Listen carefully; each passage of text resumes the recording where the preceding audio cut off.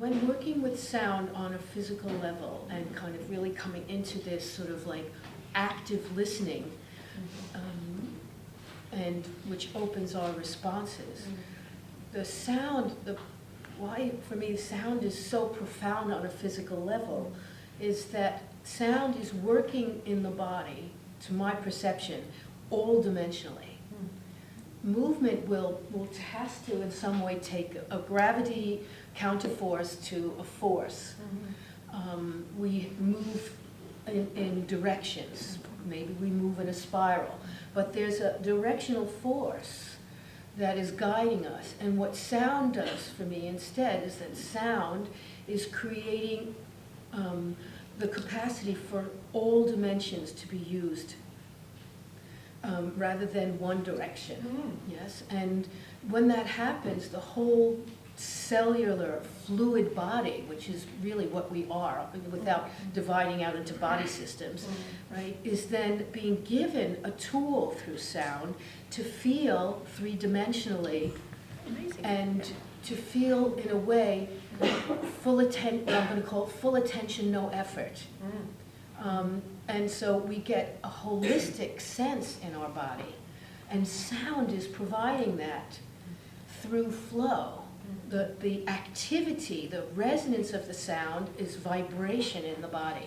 And that vibration has a frequency, and sound has also a way to guide direction. And because we don't just move in space, and the sound just doesn't move just in the room, the sound moves through the body. So the more I can put flow into the equation of sound in the body, it gives, again, a way to give flow more awareness, more sense of following, more sense of direction, guiding. Yes, it becomes more of a dialogue. That's quite remarkable. Sort of evocation of something quite complex and yeah, very, very deep.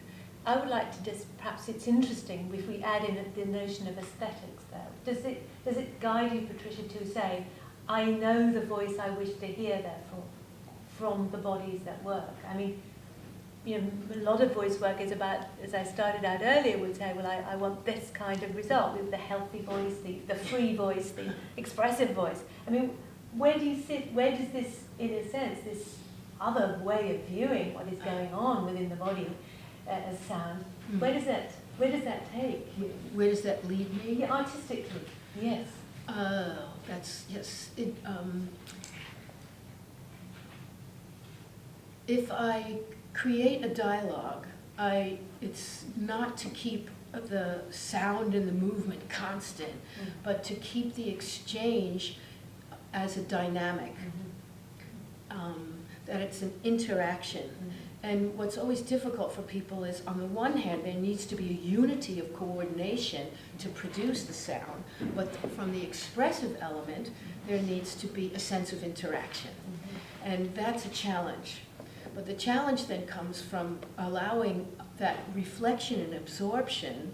Again, the sensory kind of world isn't just an internal state, it's a dynamic one that's both listening from the outside and listening from the inside.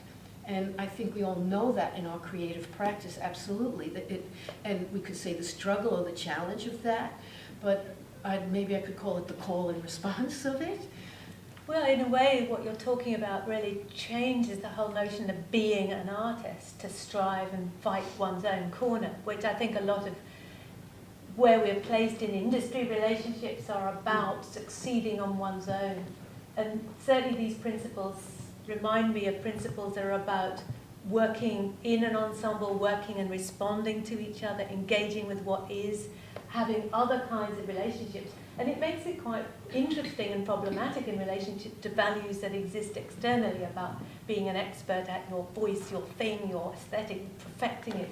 You know, there's quite a lot of interesting exchange there in how you work that out.